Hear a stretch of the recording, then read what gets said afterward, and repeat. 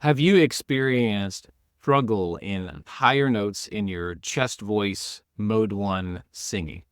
Do you ever feel something like a barrier or a wall you can't extend beyond? Or do you feel like all the muscles around your neck, tongue, and shoulders want to come to the party to help, but just end up making it feel super difficult or choking your sound? In this video, I'm continuing to show you a framework for how to sing higher notes in musical theater. And really, it's applicable to any genre, but how to sing higher notes in your mode 1 chest voice.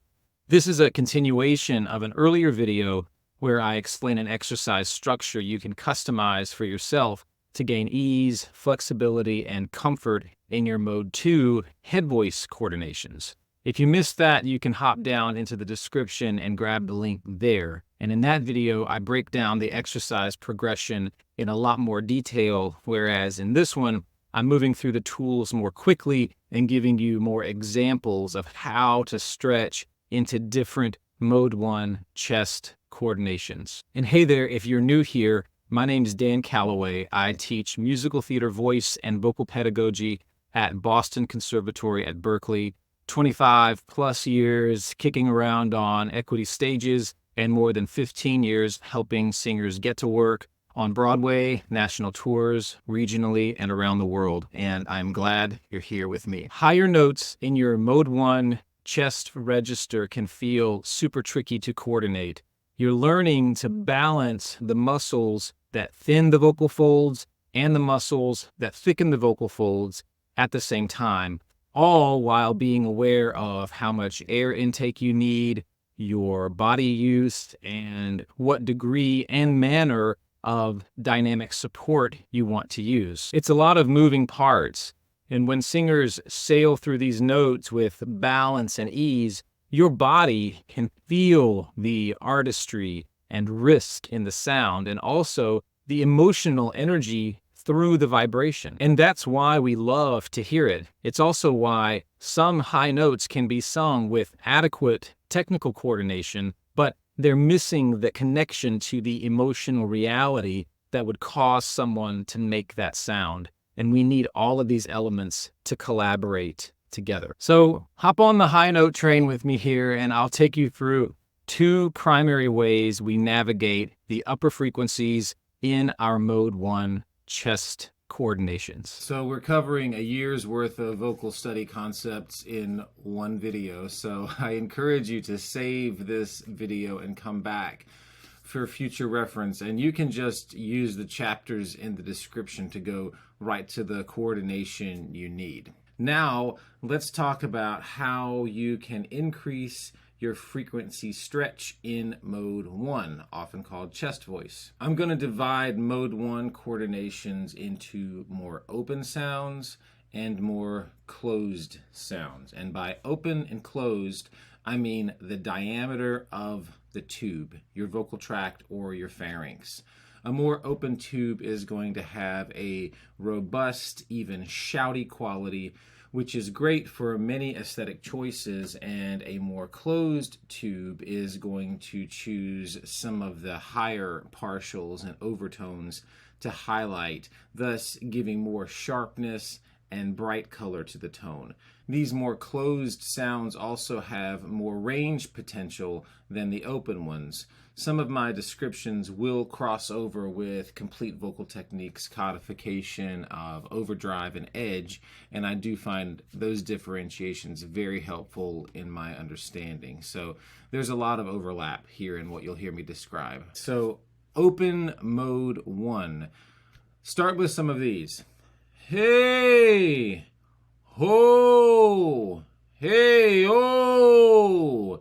A and O love an open pharynx feeling. You can call these out and feel the openness of the event. This coordination also has a distinct ceiling around C or D5 up there. This is the coordination that people often criticize as pulling weight up. And yes, the sound quality could be described as weighty, but that's perfect for a lot of things. So I'm going to take you through the same progression here, talking about how to sing the notes, what's the step-by-step process to train yourself into that ability, and how do you apply it to repertoire and use it to craft your own exercises. Again, you can choose your own interval patterns to suit you, but the framework is going to be the same. A smaller interval, stretching into a larger interval, and then using a series of steps to finesse the transitional zones. So here you can use A and O on a 1-3, 1-5, and then chromatics. So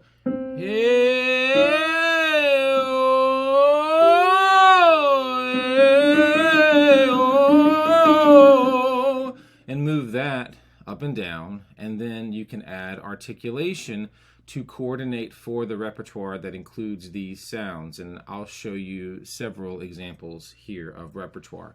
I'm going to choose tre and show, two unvoiced consonants, and then another little tongue rocker series. So I'll go tre show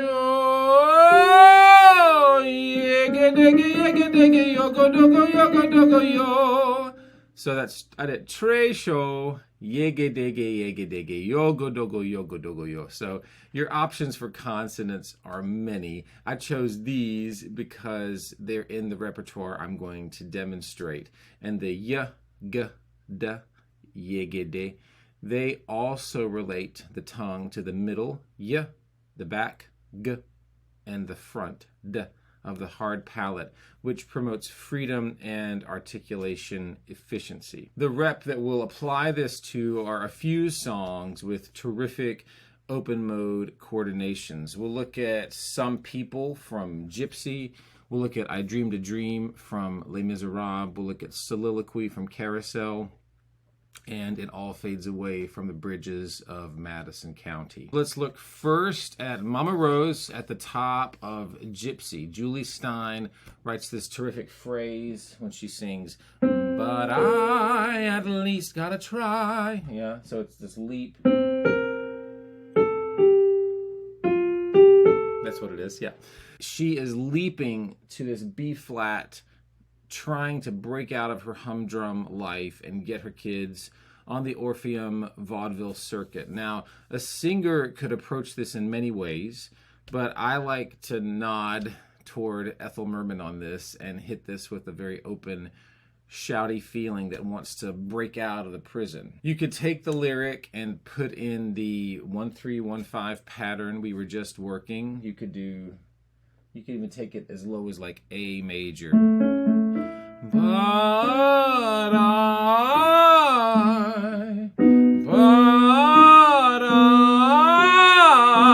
so there's a but I, have a very open, shouty feel, and you can just range that up until you're getting into the B flat zone. But I, that's going right into the tippy top of open chest capacity. So go gently and slowly. Remember, how much breath, what kind and how much dynamic support do you need, and what's the emotional impulse that's propelling you. Then you can take the actual melody and move it down and work from there. You can feel the coordination and imagine what it will feel like in the show key. If the show key is here, I can move it down. But I at least gotta try, and then I can move that up. But I at least gotta try, and then once you feel comfortable with that, then you can start to add those stretchy hills to that top note. But I, and you can play with what feels good on that. The vowel you can play with, what degree of ah or oh do you want to use? But I. You can play with what feels good, record yourself, and listen back to what you want to create. But go ahead and allow a shouted up feeling on this. That's what this impulse is. You know, when you're like, can anybody hear me? That's this shouted up impulse where you're calling out into the depths of the universe. And you can choose whether and how to release vibrato on this phrase, depending on how you want to shape it. That will also affect the phonatory pattern, with a straight tone feeling more like a shout, and the vibrato allowing a more released and flow feeling through. So you can play around with those different patterns of sound. And speaking of wailing from the depths for some kind of divine assistance, look at the terrific scale climb in I Dreamed a Dream when Fontaine sings, "As they turn your dreams to shame." She's actually also climbing to that same B flat that Rose sang in Gypsy, and I like a very open mode 1 sound here because you're singing about your dreams and your life being crushed. And if that doesn't elicit an animalistic howl from the depths, I don't know what would. So this is actually a terrific exercise in and of itself. You can move this key lower and slowly move up and notice the changes you're feeling in your body as you sing the higher pitches. Then you can do the same stretchy, hilly thing when you're feeling well coordinated with the top pitch in a lower key. All right, so the show key is da da da da da. So you can move this down to, like, say if you move it down even a minor third. As they turn your dreams to shame. And then you can, as they turn your dreams to shame. Dream, singular, sorry. Dream to shame. And so you're going to get there and shame.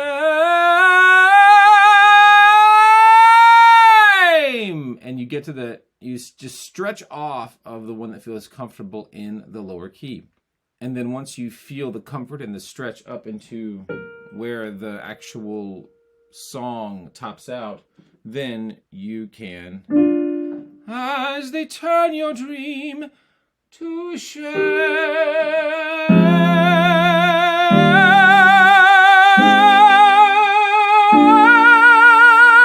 So you can do that. Now, you know, there was a little bit of tenor turnover on that B flat. So you can play around. I mean, depending on what you want to do. So to be fair, I'm going to try to keep it more mode 1 shouty. So if I go, yeah, shame.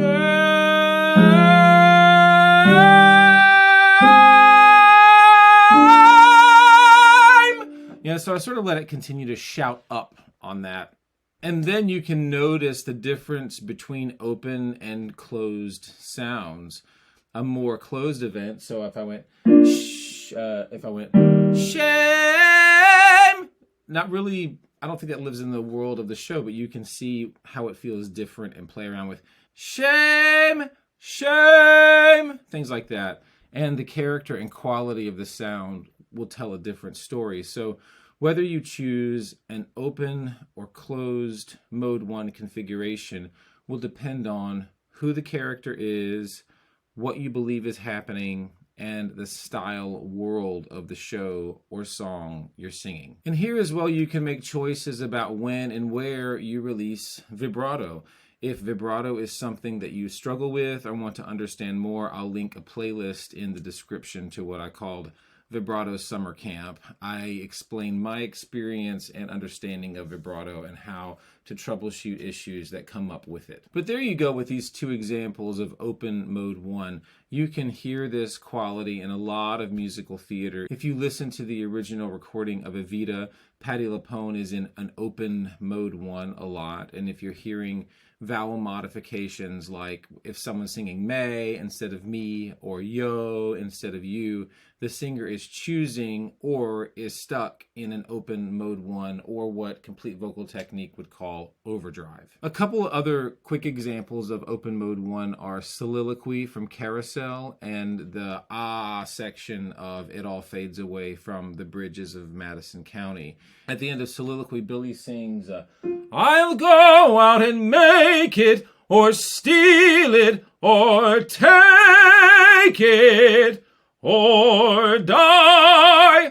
That is also, it has the quality of a howl into the universe Billy feels powerless and ignorant about how to take care of his kid, and he's full of rage at how unfair it all feels. So he's committed to get money no matter what laws and rules he has to break. Your exercise coordination would be the same here. You take syllables and articulation from the song, you craft them into stretchy interval vocalises and in slides and chromatics for transitions. You move the phrase down and slowly move into the show key.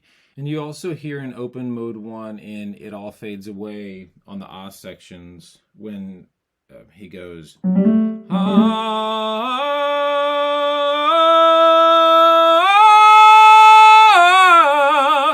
So that's my opinion. I think it's more of an open sound. It would be that as opposed to ah. That's more of a closed sound. So the vowel choice as well can morph according to the singer's preference. And of course, there are all kinds of ways you can shape the vocal tract with degrees of twang. But in this example, the character is singing about how this transgressive connection has completely changed his life because he's allowed love in like never before. And that's another howl of the soul, I would say. All right, so now we are into mode 1 that will employ various forms of narrowing the vocal tract. Mode 1 with closed configurations. So this will overlap in many places with Complete Vocal Technique's description of edge, which is a twanged metallic mode. So first, differentiate open and closed for yourself. You can call out, hey, in open mode 1, and then call out, hey, in closed mode 1. The first one is open and shouty, hey, and the second one is twanged and sharper, hey. Do this on different pitches so you start to experience the distinction. The mode 1 with more closures and twang can take many forms and assist many phonatory patterns. We'll start with a Western classically informed sound with an example from Showboat. Then we'll take it into more contemporary musical theater sounds with one of Kathy's phrases from the last 5 years, a couple of phrases from Les Miserables, as well as a phrase from Chess. So I've got the end of You Are Love from Showboat.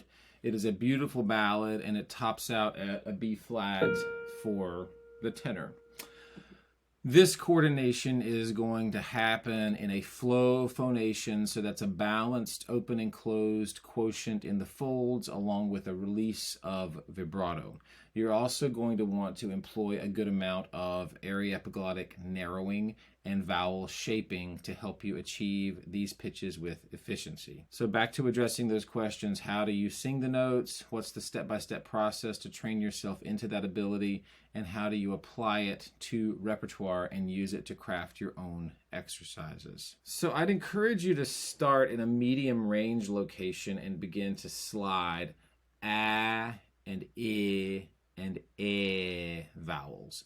Ah as in cat, I as in sit, and A like Canadian A, because these are the vowels you'll use in this phrase. So let's use our interval stretch with chromatics to get this going, and you can configure this in whatever way suits you. You can go even here.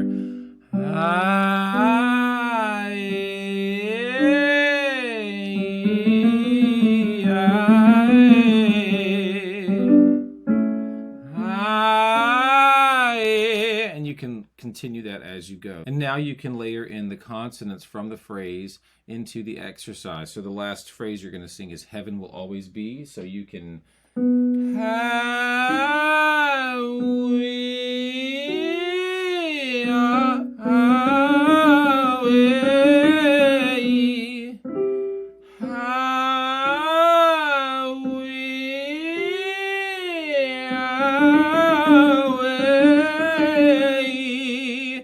Now, take the phrase from the song and same progression. Remember always, how much air do you need? Ask your body. You can move the phrase down, map that through the middle of your range, use the vowels you're going to use higher to feel the position. So what I mean by that is if I'm here, heaven will always be. The vowels I will sing up there are always be. And so it sounds funny down here, but I'm going to use those vowels to map in C major. Heaven will always be. So that feels weird, but I'm practicing the vowels at a lower frequency. And then you can do the thing where you go, where you take the top pitch in the lower key and then stretch it up, yeah? Heaven will and start to feel the voice stretch into those locations, and then you can even keep the phonatory pattern if you want. Heaven will sound like a tenor ghost. So again, you'll feel and map that through the middle of your range. You'll use the vowels you're going to use higher to feel the position and notice how obvious they sound in lower pitches, but you're training your brain to use acoustic vowels to help you on higher pitches. When that's comfortable, you start your hills and in the configuration you want to sing, and so it might crackle and break through there. It might crackle through that passaggio, and that's fine. The crackle and break just means that your voice is able to be retro-affected by your vocal tract shape, and that's good. You're not overworking or slamming things together through will and force. The actual shape of your vocal tract affects the register. So you'll just work this out as you go, and it's okay if your voice cracks and wobbles. That is what happens. It's part of training and balancing your instrument. Then as you approach F major again, you can chant and call through to feel the shape of the phrase. Notice different components: twang, tongue, palate height, breath flow, and you'll become more and more adept at using these things together. So you'll be able to approach the phrase, yeah, heaven will always be. Those are the vowels, and then with pitches it will sound like heaven will always be. I had to think about that. I'm doing this in the morning. Now let's look at a section of Still Hurting from last 5 years. Kathy sings, give me a day, Jamie, bring back the lies, hang them back on the wall. So now you know the progression. You take a few words, smaller interval, larger interval, and a half step movement for flexibility. So if you take it a little lower, you're going to stretch to like maybe A. Give me a. Things like that. You can make up your own progression, but that's one that is very helpful. And you'll instinctively start to take your rep apart and turn it into useful exercises. And it'll also help you see your music in different ways and work with separate components, trusting them to come together in a beautiful collective. And this phrase also gives you a great opportunity to work alternating stepwise motion. Give me a day! And you let air flow through repeating patterns, seeing your voice as a continuum of pitch options and vibration configurations propelled by moving air. So use your ah and your I and a secret knowledge and go to town. So you can do the give me a day. Those are the vowels. Give me a day! And you can do what I just did, move the phrase lower, do your stretch hills, and then when you feel the coordination of the top note, you can layer in gentle articulation. I think some of Jean Valjean's music in Les Miserables is some of the most challenging stuff to navigate, at least in my experience. So when he sings in the prologue, the take an eye for an eye, that section, that can be mode, breath, vowel, articulation. It's a minefield. So again, you take some of the words, attach the vowels, ah, that you know will work with this more closed coordination mode 1 and start to play. So take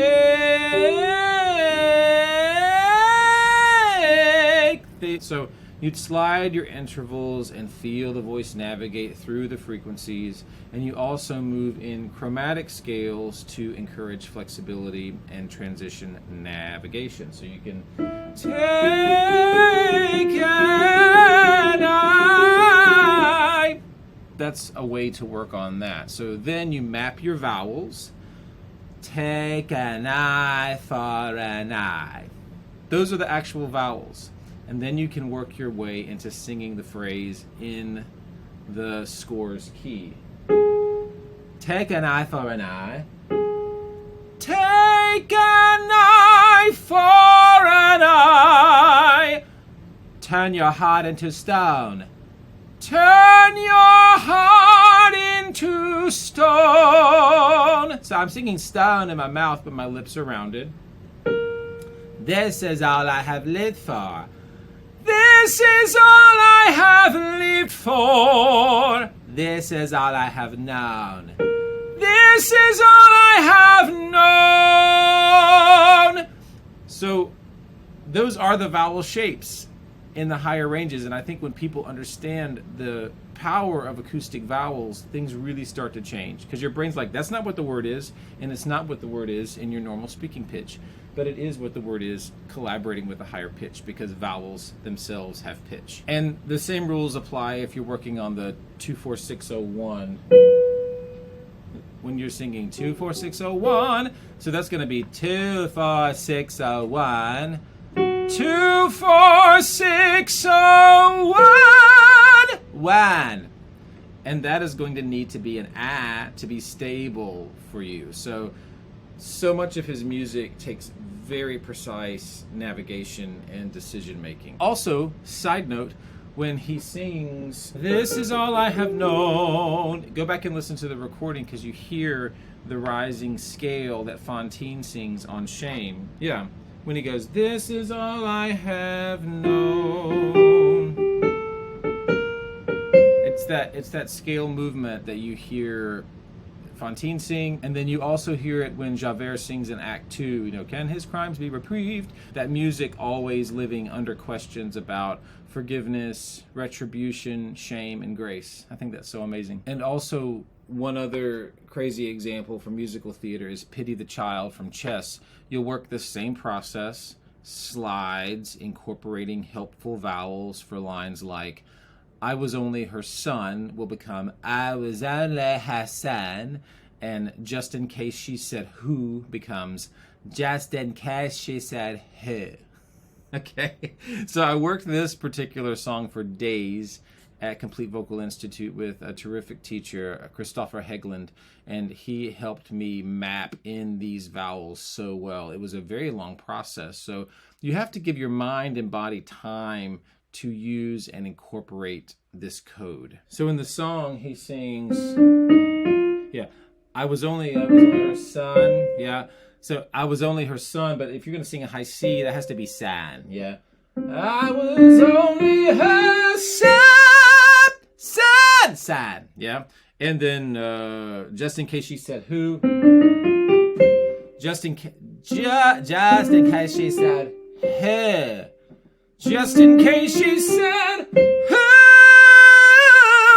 That's an I vowel in my mouth that's shaped into sounding like who or who. Yeah? All right, them's your vowels. And of course, these rules apply directly into high, screamy rock moments. If you sing the opening line of Kansas's Carry on my wayward son, that's going to be Carry on my wayward son. If you're singing Journey, so now I come to you with open arms, that's going to be so now I come to you with open arms. So now I come, that's going to be that. Yeah, if you're singing Heart, how do I get you alone? So that's going to be how do I get you alone? How do I get you alone? That's the idea. Yeah. So I think you're getting the idea. In closed mode 1, and blends thereof are going to help you out. If you sing an oo vowel, that's actually an I vowel in your mouth. Ew, I, and then U and those are, you're all going to sit your tongue into that twangy place. Well, my brain's gone loopy from talking about all this modal stretching high note range. So you're going to go back and work the progression of the exercise framework for all of this. As you practice the separate components, they'll start talking to each other and you'll find them cooperating, and that is a delightful experience because it can feel very frustrating. I know it can feel frustrating. So keep your hope, stick with a consistent showing up, because your muscles will begin to talk and they will begin to coordinate after a while. If there's anything in this video that raised more questions for you, please comment below and ask me. I'll keep all your questions in my video calendar and work the answers into future videos. And this one had answers to 3 separate questions I got in the last few weeks. So hop down there and let me know if I can help you understand anything better. And I'll also put an exercise framework in the description you can grab for free that takes you through a series of vocal eases that promote laryngeal freedom and registration flexibility, switching from modes 1 and 2. And these will help you tremendously in gaining vocal freedom that will then allow you to explore and extend your range in both directions. And it's terrific to be able to apply all this knowledge to all the different styles we get to sing in musical theater. That's why I love theater singing. You get to embody so many different points of view with your only one you voice. So if switching styles is something you're trying to figure out, I have a video for you here, how to sing multiple styles with 3 simple questions. So check that out if it'll be helpful for you. And most of all, please remember, there is only one you, and somebody needs to hear the story only you can sing. Love much. Now go sing.